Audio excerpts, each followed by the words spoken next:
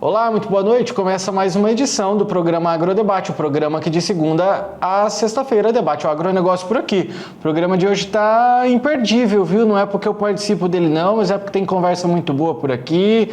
E uma delas é se eu pergunto para você no final do ano vai descer para BC?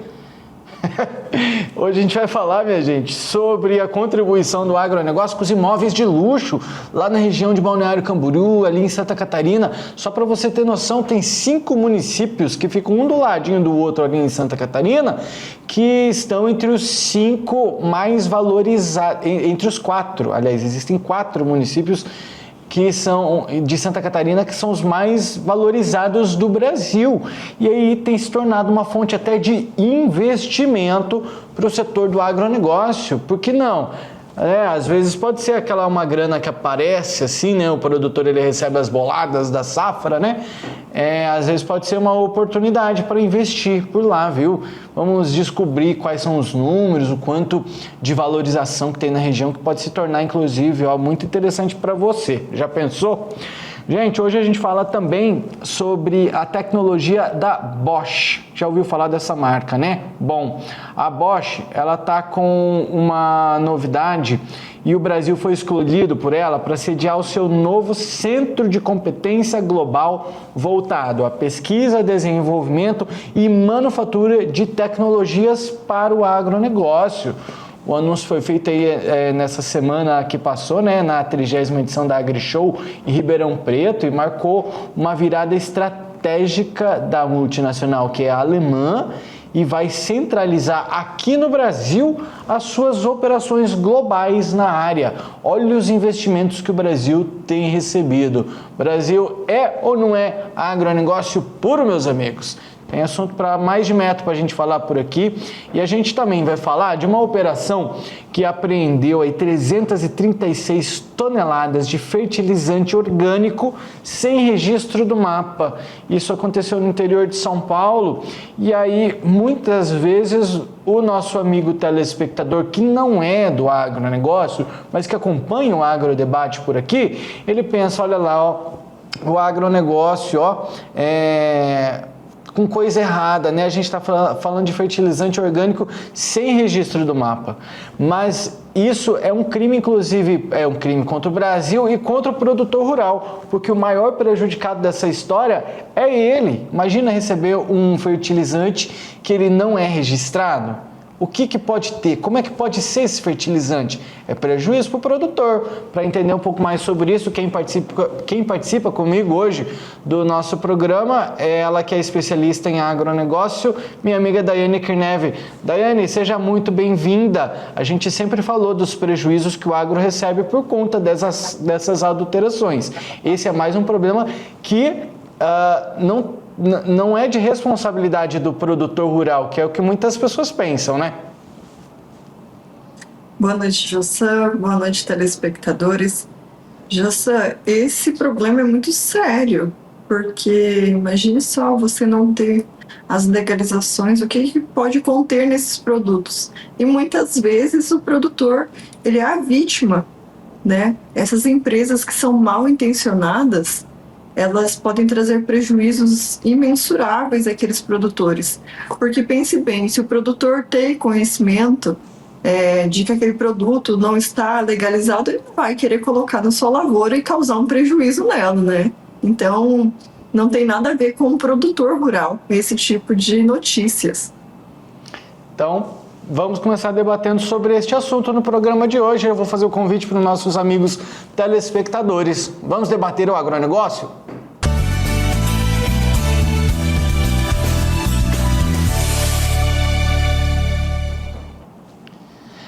Daiane, esse assunto, essa notícia, ela vem lá da empresa de Pederneiras, de uma empresa da cidade de Pederneiras, no interior de São Paulo.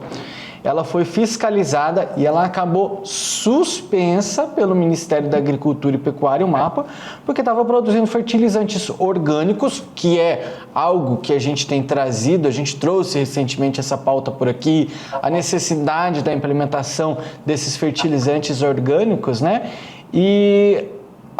Só que eles não tinham registro de estabelecimento do estabelecimento e dos produtos junto ao Ministério. Aí a indústria também não apresentou aos fiscais a licença ambiental para funcionamento, ou seja, estava completamente irregular.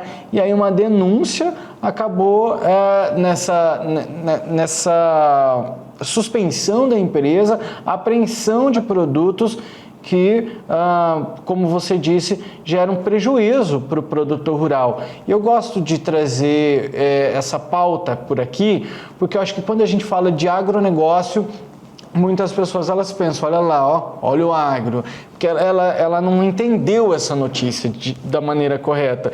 E a nossa intenção é essa, trazer essa informação aqui, porque muita gente querendo tirar vantagem em cima do produtor.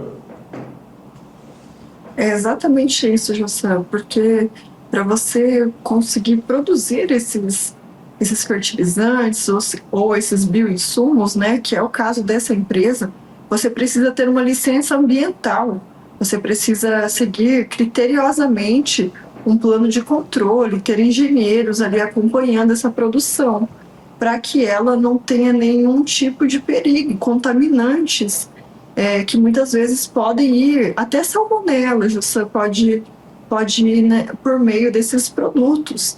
Então, olha só, a empresa que muitas vezes ela vai prestar um serviço, uma venda, ela presta como se ela tivesse, né, legalmente, estivesse com as licenças em dia. E muitas vezes essas empresas fornecem documentos falsos, né, Jossan, para ludibriar mesmo aquele produtor. Existem casos de inúmeras coisas. Hoje a gente está falando aqui sobre essa empresa, mas o que a gente sabe é que existem outras empresas que também fornecem fertilizantes, né, os adubos com adulteração que chegam a comprometer o rendimento de uma produção agrícola. E o que acontece? Imagine o tamanho do prejuízo. Muitas vezes aquele produtor já pagou por aquele produto, aí aquela empresa ou aquele representante desaparece. E esses que a gente está falando hoje são biológicos. Os biológicos podem causar até uma contaminação nessas plantas, né? Se ela não for bem cuidada, se não tiver uma licença, se não estiver usando as especificações que são da autorização de lei e de decretos também, que são as normativas que precisam ser utilizadas na confecção desses produtos. E também a gente precisa ter profissionais qualificados para a produção. Haja vista ser produtos biológicos, são produtos vivos, né? Então, um manejo inadequado, ele pode vir com consequências de contaminação e até erradicação daquela planta, né? Tanto é que pode ter intoxicação, pode ter alguns outros problemas, são inúmeros, aqui a gente poderia ficar detalhando, né? Até a outra questão que pode ter problema na fisiologia do solo. Então, olha o tamanho do problema disso. Então, a gente tem também aqui como um alerta para o produtor rural que vai adquirir esses produtos, que tenha a ciência se esse produto tem uma licença ambiental, a origem dele, se é uma empresa idônea, né? Então, a gente tem que cada vez mais procurar informações e orientações para saber sobre a qualificação e sobre a procedência desses produtos, Jossan. Boas dicas que você deu agora, Daiane, e que inclusive tem muito produtor que já passou por, enfim, já suaram frio aí, ó, e recentemente a gente trouxe também casos, inclusive próximos a nós, né, Daiane, de produtores que quase passaram por uma perda e graças também a serviços como, por exemplo, da ProSoja, que tem aí alguns programas, né, para ajudar na identificação de produtos falsos, mas o produtor ele está muito alinhado a isso, mas às vezes pode acontecer. Então, quanto mais você se precaver, melhor para evitar. Muitas vezes pode acontecer baixa eficácia na produção ou até mesmo, dependendo do tipo da adulteração do produto, a perda total da produção, já pensou? Ou ineficácia total do produto que você investiu para você colocar na tua lavoura para ter um retorno e no final das contas não vai ter o retorno que você quis, não vai combater nenhum tipo de de invasor ou não vai contribuir com a fixação de nitrogênio, enfim, com a eficácia do produto. O que vai gerar uma perda financeira, além de ter investido, você não vai ter uma produção equivalente ao que você pensava, o que você esperava. Já pensou? Estou vendo aqui, ó, isso pode causar danos ao solo e ao meio ambiente. Alguns produtos adulterados, Daiane, eles podem conter contaminantes químicos até mesmo. A gente está falando de biológicos, mas eles podem conter contaminantes químicos que desequilibram o que você estava falando da saúde do solo, né? Isso pode prejudicar culturas, não só aquela cultura, mas principalmente pelo fato de empobrecer o solo, produções futuras e a sustentabilidade na produção. E aí gera uma desconfiança no uso desses bioinsumos que a gente vem tratando. Então o agronegócio não estava trazendo o bioinsumo, como que agora ele já não é mais? Isso acaba prejudicando não é idoneidade, prejudicando a confiança mesmo no setor, porque como que você vai confiar em um produto que está sendo inserido? Ele já existe há algum tempo, mas agora ele está sendo mais fomentado. Então, só coisa ruim uma notícia dessa, né? Justa, apesar do aspecto ruim da notícia, a gente tem que tirar algo bom dela, né? É que cada vez mais o produtor tem que saber estar atento nos detalhes ali da sua produção. A gente já tem alguns programas pela AproSoja, como você mencionou, que fazer aquelas análises, né, de semente, de fertilizantes, e muitas vezes, se possível, a gente tem que buscar fazer análises desse tipo de componente também. Então, a gente cada vez mais tem que estar atento em cada detalhe da produção para a gente não perder. Muito bem falado, produtor, fique atento, viu? Fique atento, porque a gente sabe, a gente aí vive recebendo ligação, às vezes é uma ligação de golpe. Os golpes estão para tudo quanto é lado, não tem jeito. E o produtor rural também não fica fora dessa não, viu, meus amigos? O produtor rural continue atento, viu? Porque tem muita gente querendo passar a perna aí, viu? Já pensou? Daiane, vamos fazer um breve intervalo comercial? Nosso primeiro bloco de hoje foi bem rapidinho e no próximo bloco a gente vai falar sobre a Bosch, que está colocando o Brasil no centro global da empresa. Isso tem algum significado para você? Tem sim. Saber da importância, né, do nosso agronegócio.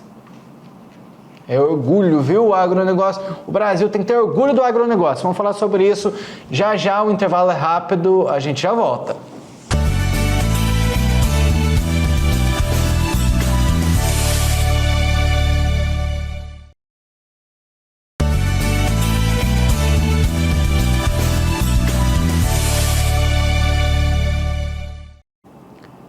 Agrodebate desta segunda-feira está de volta. Obrigado a você que continua conosco. O assunto que nós vamos debater agora é a Bosch, a empresa, né? Essa empresa alemã multinacional que escolheu o Brasil para sediar o seu novo centro de competência voltado à pesquisa e desenvolvimento e manufatura de tecnologias para o agronegócio. Esse anúncio ele foi feito na 30ª edição da AgriShow em Ribeirão Preto, em São Paulo, e marca, portanto, essa virada estratégica da multinacional alemã que vai centralizar aqui no Brasil as suas operações globais no agronegócio.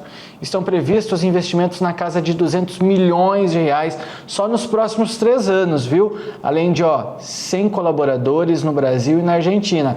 Geração de empregos, a gente está falando de renda, a gente está falando de muitos benefícios e colocar o Brasil no centro de desenvolvimento de tecnologias que envolvem o agronegócio. Minha amiga Daiane Neves, especialista em agronegócio, essa é uma ótima iniciativa para o Brasil, né?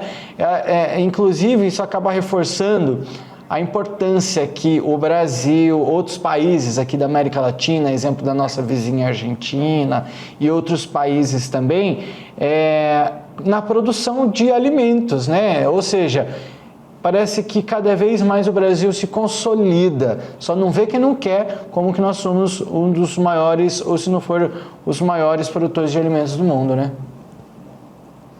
Exatamente isso, Jassan.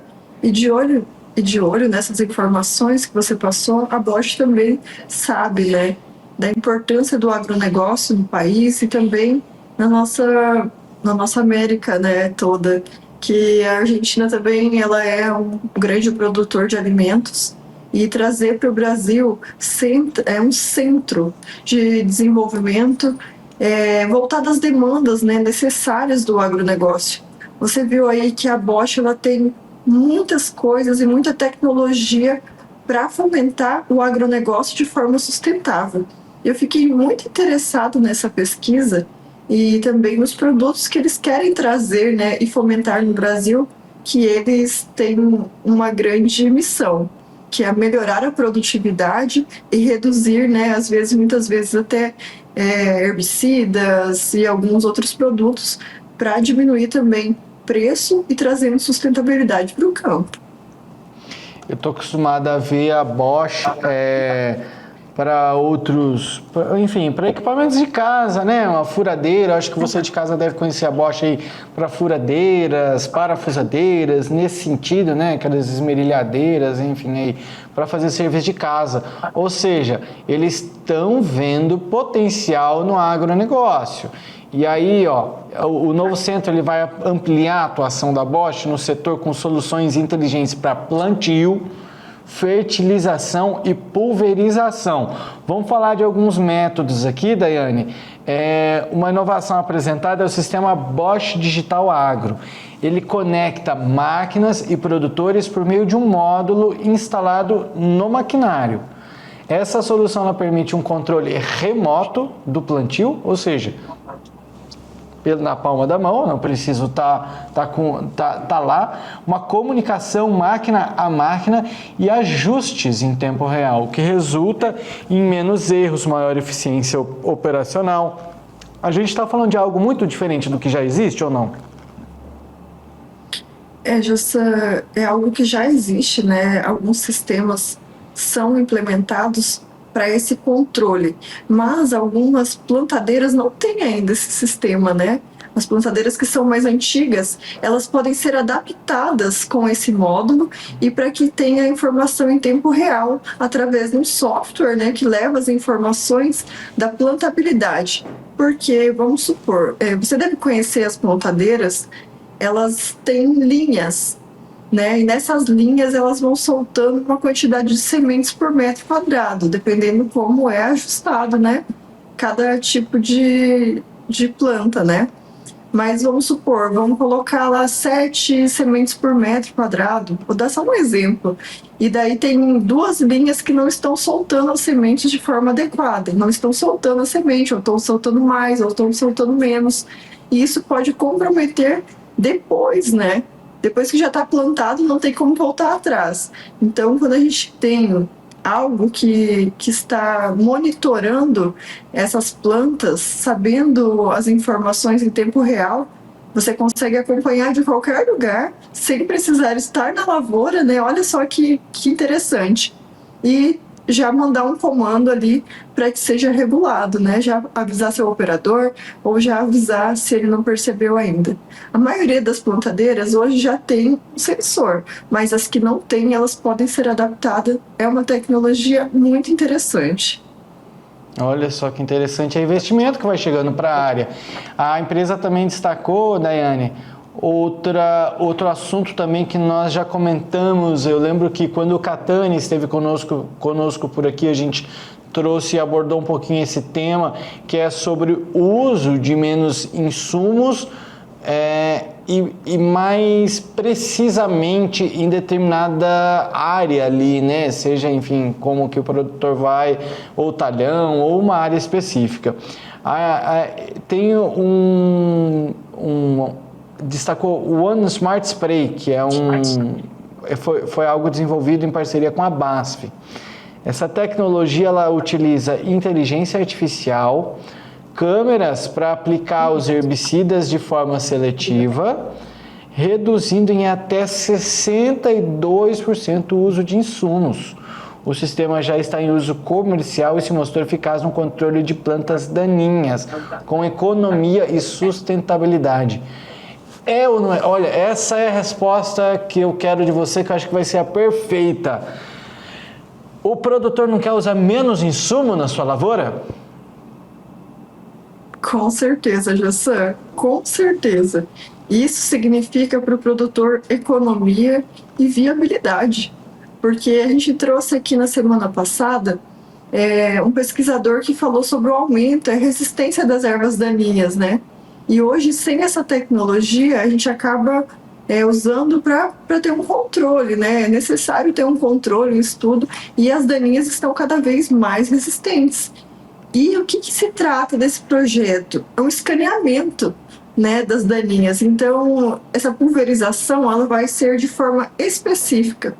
É a mesma coisa que a gente falar assim, tá com um problema pontual. Então, vai fazer um scanner, vai fazer uma avaliação. Onde está o problema será aplicado de forma mínima, né? Porque vai ser eficiente aquela aplicação só onde tem o problema. É a mesma coisa que a gente quer, quando a gente tem um gramado lá de casa, a gente pode falar, é muito fácil a gente fazer a aplicação onde tem só a daninha, né? Onde tem o mato. Mas quando a gente tem uma área muito grande, não era tão fácil, né? Muitas vezes a gente precisava fazer um controle total. Agora, com essas tecnologias, é o que eu falo, Jossa, cada vez mais a gente pode ter uma produção, uma produtividade assertiva com o uso da tecnologia. E esse tipo de tecnologia me deixa muito feliz em saber que vão vir vantagens também para o agronegócio, para a produtividade e para a sustentabilidade. Sustentabilidade eu acho que é uma palavra-chave nisso tudo, né? Eu acho que é o que todo mundo quer. Quando vem essas falácias que trazem aí, que vem contra produtores rurais, elas usam palavras que acabam deteriorando um pouquinho com a reputação do produtor rural, e isso não é nada bom. E a sustentabilidade, ela tá aí. Quando a gente fala de sustentabilidade, a gente está falando de uso reduzido desses produtos, desses herbicidas, dos fungicidas, e recentemente a gente trouxe, portanto, o uso de bioinsumos por aqui, que são tudo para que a gente tenha um pouco mais de saúde, mas enfim, sem entrar muito nessa linha de discussão, que os herbicidas, fungicidas, enfim, eles são necessários hoje. Voltando um pouquinho para a área da inovação aí da Bosch, além dessas inovações digitais que a gente está falando, a Bosch, Rexroth e Hidraforce, elas celebraram 2 anos de fusão, e aí deu liderança na América Latina em hidráulica convencional e compacta, viu? Olha só, a transferência de linhas produtivas entre as fábricas de Pomerode em Santa Catarina, que é na região que daqui a pouquinho a gente vai falar sobre isso aqui no programa, né? Ela é ali na região de Balneário Camboriú, que daqui a pouco a gente vai falar sobre isso. Então, deixa eu ver, a transferência de linhas produtivas entre fábricas de Pomerode, Santa Catarina e Taboão da Serra, São Paulo, e a linha de eletrificação Elion são exemplos de como fusão amplia o portfólio e as capacidades regionais. Claro, hoje em dia, quando se fala em gestão, muitos gestores estão se dando conta o quanto que você fazer uma fusão de algo é muito melhor. É melhor você ter amigos e todos crescerem juntos do que ficar todo mundo um contra o outro. Exatamente isso. E às vezes a tecnologia ou o tipo de expertise é diferente, né? Vamos somar sempre. Eu acredito que as fusões elas vêm para somar muitas vezes. Claro que existe cuidado que é necessário ter para não ter um controle de mercado, mas a maioria das fusões elas vêm para agregar e somar conhecimento, tecnologia e muitas vezes inovação. Daiane, olha só, durante o evento na semana passada na AgriShow, a Bosch também apresentou a sua linha de peças e serviços automotivos voltados ao campo. A rede Bosch Diesel conta com mais de 300 oficinas no país, preparadas para atender equipamentos agrícolas, produtos como motores elétricos, bombas, injetores, alternadores e motores de partida reforçam a presença da empresa no segmento. Mas também vem muita resistência, né? A gente está falando assim de investimentos na área. É claro que a gente fica feliz em ver tudo isso, mas também vão enfrentar uma resistência, porque o produtor rural também ele já está acostumado com produtos, com linhas de produtos, com marcas que ele já está acostumado. E aí a gente está falando da introdução de uma marca que ela não é nova no mercado, porém nova no departamento. Então deve encontrar uma certa resistência, mas enfim, são geração de empregos e para o agronegócio de maneira geral a gente encara de maneira boa, né, Daiane? Com certeza, Jussa. Sempre que a gente tem disponibilidade de opções, é muito melhor, né? Porque a gente tem opções de escolha, o mercado acaba dando uma melhorada nos preços, porque quando a gente tem poucas opções, aquele mercado, aquela demanda acaba elevando muito os preços, né? Mas quando a gente tem concorrência, os preços melhoram e há opções a serem escolhidas. Existe um pouco de receio quando a gente não conhece, nunca ouviu falar. A Bosch já é uma marca muito consolidada no nosso país, né? E produtores rurais também já utilizam muito, né, essa marca em equipamentos, não necessariamente agrícolas diretamente, mas algumas bombas, serras, maquitas já são muito utilizadas. E essa marca ela já tem um respeito pela qualidade. Então é muito mais fácil ela entrar no mercado, né? E, claro, eu espero que ela entre com um preço mais baixo para ser competitiva, né? Para depois ganhar um mercado agrícola também. É um momento talvez, porque para esse momento de introdução no mercado é um momento de chegar com valores mais baixos, né? Talvez seja oportunidade, mas também pode ser risco. Você falou de confiança, mas também pode ser arriscado quando você não conhece. É um produto que você não conhece ainda, né? Mas pode ser um bom momento para isso, né, Daiane? Jussa, é um momento bom.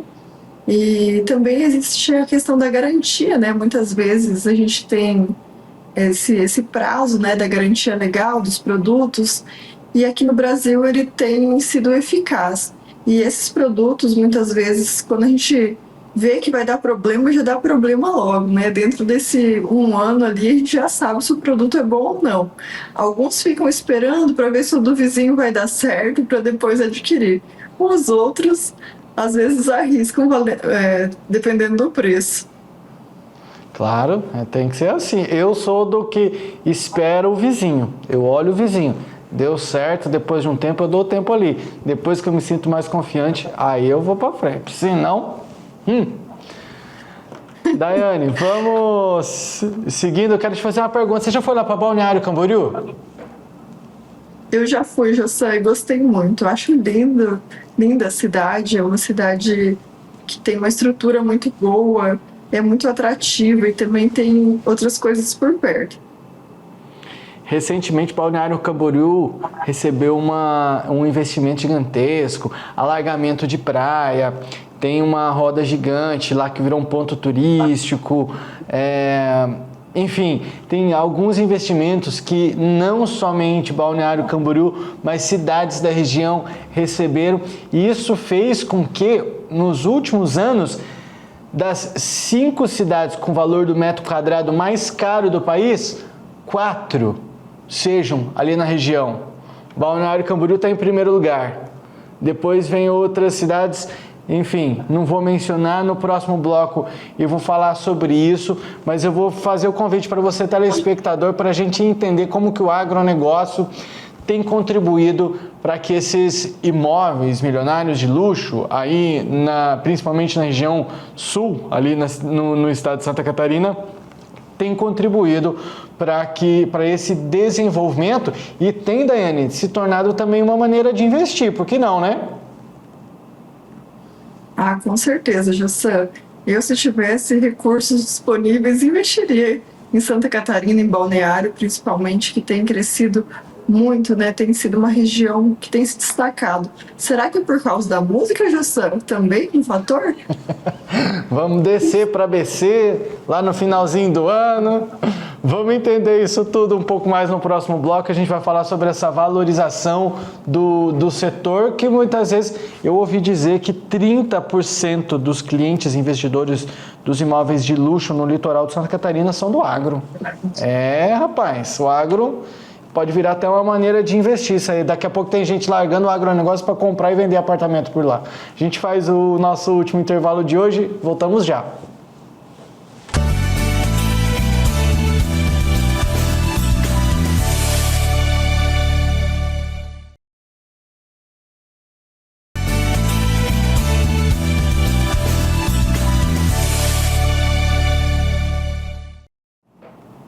O Agrodebate desta segunda-feira está de volta e o assunto agora, minha gente, é um assunto que a princípio não tem nada a ver com agronegócio, mas ele se tornou muito próximo ao agronegócio, já que o agro ele virou aí um incentivador, um motor dos imóveis milionários no país, e tem números aí que mostram como que quais são as regiões, né, que mais estão fortalecidas em relação ao agronegócio de luxo desses imóveis milionários, e que os produtores rurais estão mirando neles, porque é uma região que muito é valorizada e por isso pode ser um investimento, né, minha amiga Daiane Kirnev? Volta aqui comigo, Daiane, para a gente conversar sobre isso, porque o agronegócio, ele vive de investimento. A gente fala de investimentos aí a todo momento, né? Por que não investir nos imóveis, né, Daiane? Certamente, Jossan. A gente sabe que um dos setores que está muito pujante no Brasil é o setor imobiliário. Muitas vezes como forma de investimento para revender e outras vezes até para aproveitar e curtir um lazer, né? Daiane, eu não tive como não fazer a comparação, que tem uma música que foi famosa aí no ano passado, nós vai descer para BC no finalzinho do ano, os bombonzinhos, não sei o quê. E a música diz isso, é uma música que é do Breno e Matheus. E esses caras, eu não tive tempo assim de pesquisar muito sobre eles, mas eles falaram de descer para BC no finalzinho do ano, e aí depois que passou isso, aí eles lançaram uma outra música, a temporada de praia acabou, vai começar a temporada das festas de interior. Falou rodeio, já tô com roupa de ir, enfim. Os caras, eles parecem que estão por dentro da coisa. E aí, para a gente entender um pouco melhor sobre esse mercado imobiliário dessa região litoral de Santa Catarina, principalmente ali na região de Balneário Camboriú e Itapema, que é de onde ele é e representa, a gente vai conversar com o corretor de imóveis de lá, que é um conhecido nosso, Alexandre Xavier. Alexandre, chega conosco aqui. Eu queria perguntar a primeira coisa para você, se essa música faz algum sentido. Nós vai descer para BC no finalzinho do ano e tem muita gente do agronegócio que está fazendo isso, está investindo dinheiro aí na região, porque a região onde você está, ela é muito promissora, ela tem muita valorização no metro quadrado. Seja muito bem-vindo, obrigado por ter aceitado o nosso convite. Jossan, é um prazer estar participando do seu programa, né? Então, o que acontece com o agronegócio, na influência do litoral de Santa Catarina, até a música repercutiu bastante, né? Mas antes da música, o agro já vem participando, né, no crescimento aqui do nosso litoral de Santa Catarina. Então, assim, foi um fato aí que estourou, né, nessa temporada aí, essa música, né? Mas o agro sempre teve a participação, o nosso litoral de Santa Catarina deve muito ao agronegócio, né? Porque hoje o agronegócio, ele faz com que você tenha uma liquidez, você tenha uma segurança no investimento do imóvel aqui no litoral. Porque hoje nossos clientes que procuram o imóvel aqui não é somente da nossa região, não é somente do Brasil, também do exterior, né, da região do Mercosul, enfim. Então o agronegócio influenciou muito, né, aqui na nossa região, principalmente na questão dos imóveis de alto padrão, né. Então isso acarretou aí um crescimento para a nossa região, até mesmo pela questão do turismo, né? E vem agregando cada vez mais, né? Daiane, quando a gente fala dos 5 municípios, as 5 cidades que tem mais valorização e deixa eu ver aqui, quais são as cidades com um metro quadrado mais caro no Brasil. Pronto, as 5 que tem um metro quadrado mais caro do Brasil. Vamos lá. Balneário Camboriú em primeiro lugar. Itapema, que é onde o Alexandre está, de onde ele está falando conosco, segundo lugar. Daí vem Vitória, no Espírito Santo, em terceiro lugar. Voltamos ali para a região do Alexandre, Itajaí em quarto lugar e Florianópolis em quinto lugar. Daiane, dá para unir o útil ao agradável, né? Eu posso comprar um imóvel e ali dar uma passeadinha, depois, quem sabe, eu vendo ele e ainda mais caro. Já pensou? Que beleza? Com certeza, Jussan. O que a gente tem visto do aumento, né, dessa pujança na busca dos imóveis, são essa garantia de que esses imóveis sempre valorizam, né? A gente nunca vê alguém falando assim, comprei um imóvel numa região como Santa Catarina, litoral, e perdi dinheiro. Dificilmente. Muitas vezes que a gente vê é pessoas falando que vou investir, vou revender, ou vou ter uma área de lazer, até porque no mercado imobiliário hoje dificilmente alguém perde em fazer uma aquisição, né? Ainda mais daquelas que são mais pensadas, né? Conversa com um corretor, faz uma compra bem feita.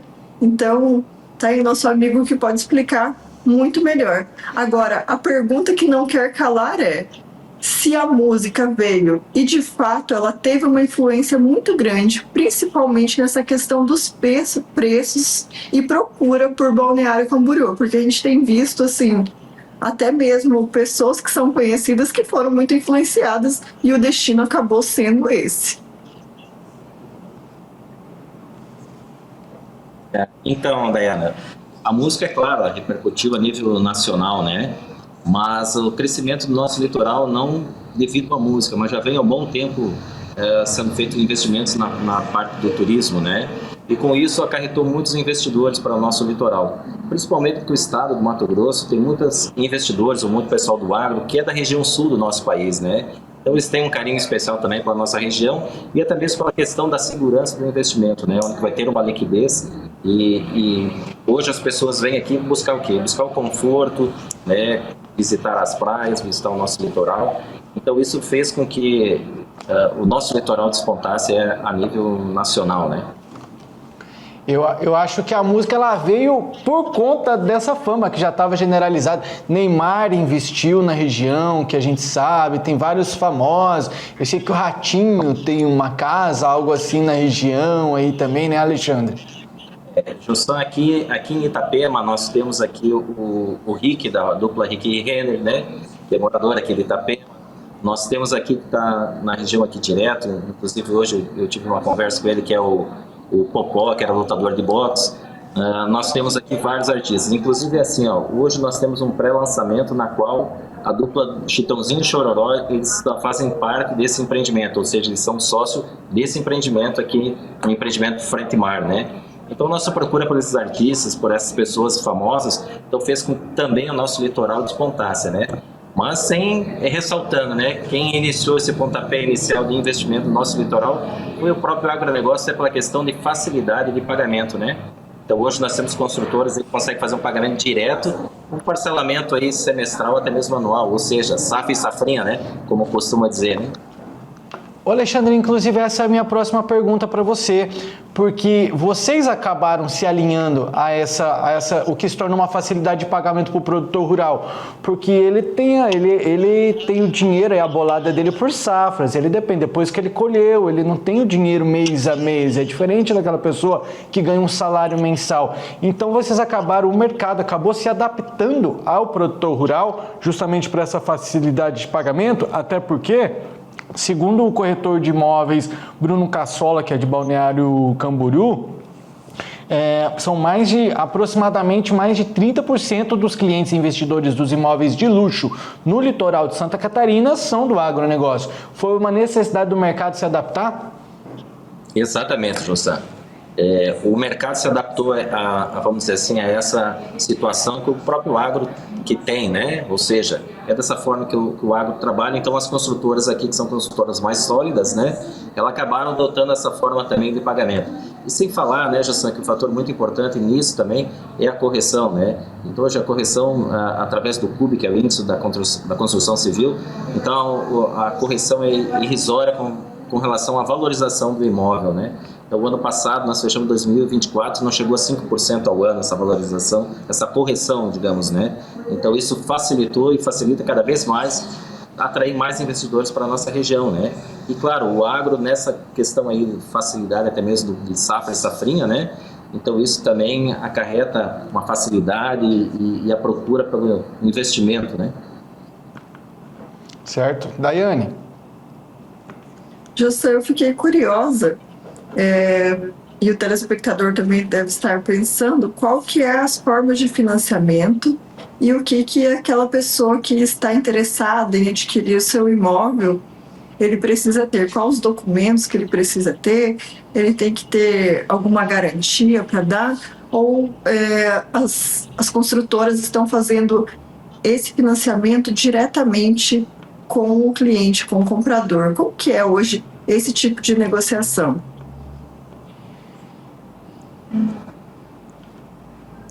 Josan, me permite? Daiane, assim, hoje as construtoras aqui em Itapema, o financiamento é direto com a construtora.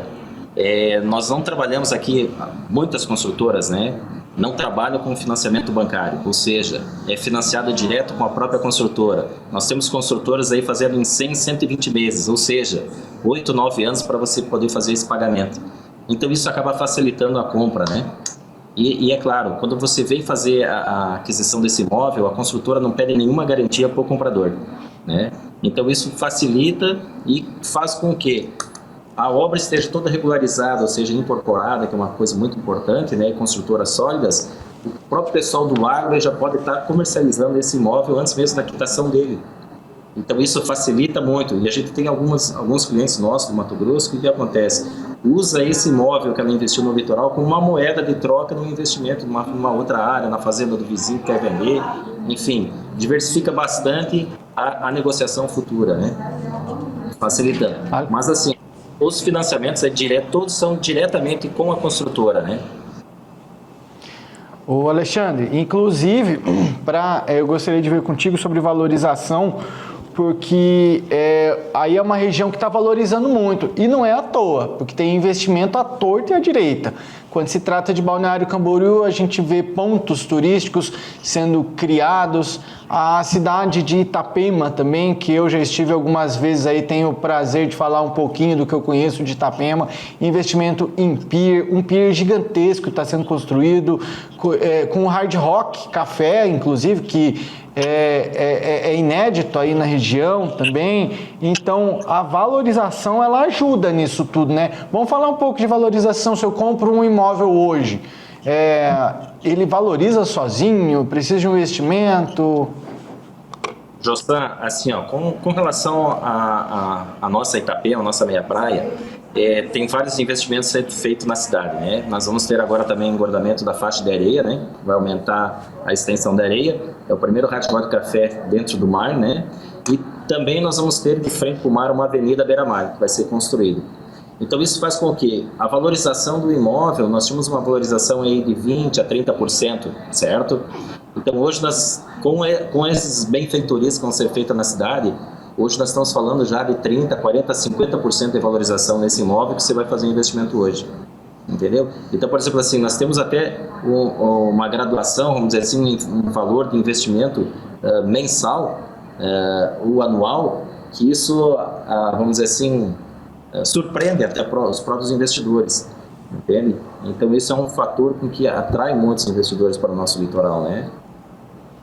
E sem falar, não somente a questão do investimento, mas a questão, assim, é de uma segurança, né, de você estar diversificando seus investimentos, e a outra é na liquidez da venda desses imóveis que acaba investindo, né? Então, compra por um valor em planta, né, o pré-lançamento, e há 4, 5 anos nós temos já obras prontas, que a obra aqui vai muito rápido, né?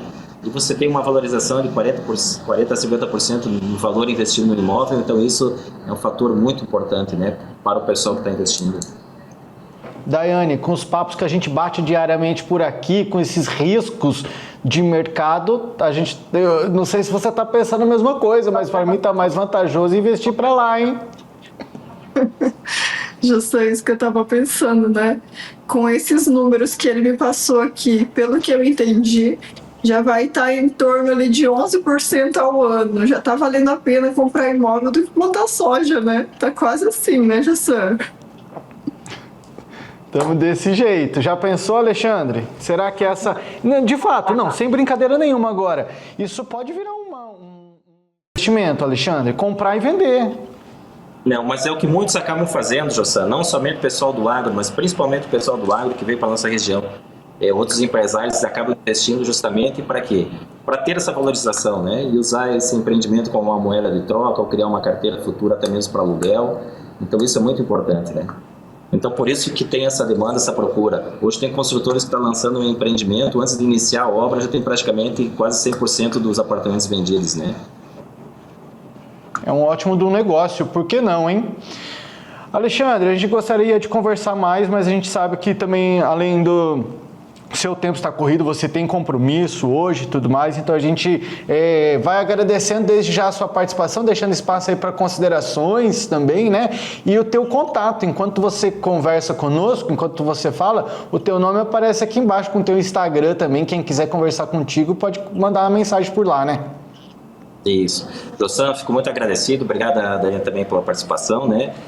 Fico muito agradecido pela atenção, em especial a você, Jossan. E a gente está aqui atendendo Balneário Camboriú e Itapema, estamos à disposição. Qualquer dúvida, qualquer interesse em investimento, nós temos também a disponibilidade de nos deslocar até vocês aí no Mato Grosso, né? E quem quiser ficar com o meu contato é 47 99923 7464. Ok, Jossan? E qualquer coisa aí que precisar, estamos à disposição aí, né? Um forte abraço. Na hora dessa, vamos fazer uma visitinha por aí. Com certeza, será bem-vindos. Os dois serão bem-vindos aí. Obrigado, Alexandre. Um abraço, até uma próxima. Aí, Daiane, já pensou? Baita do investimento, hein? Às vezes está compensando mais. O negócio é o cálculo. Mas não vamos, não. Não estou querendo tirar investidores do agronegócio, não. Mas é porque, de fato, pode virar uma fonte de renda. Por que não?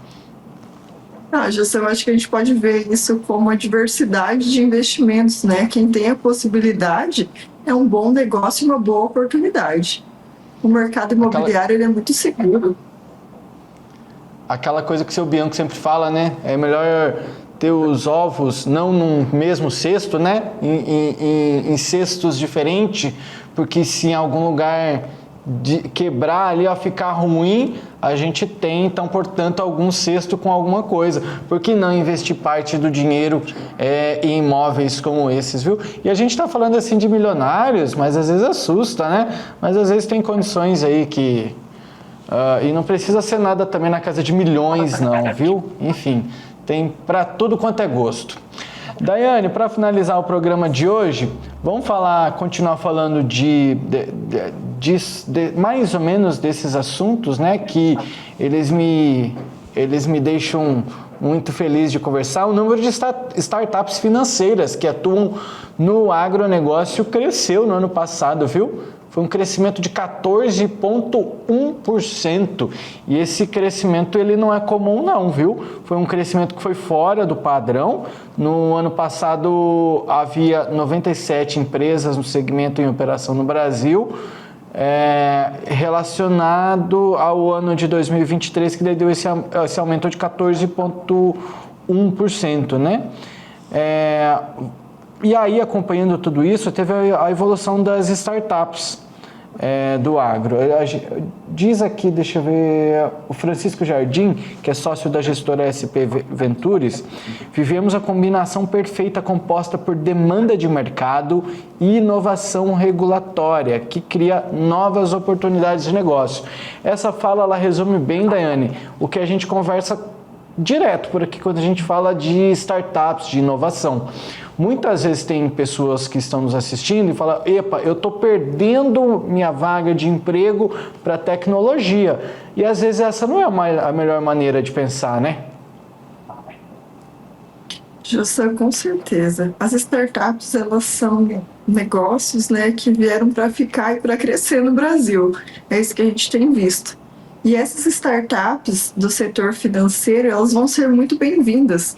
Nós estamos há 2 anos com problemas no agro, né? Tivemos uma crise hídrica no passado e também alguns cortes no Plano Safra.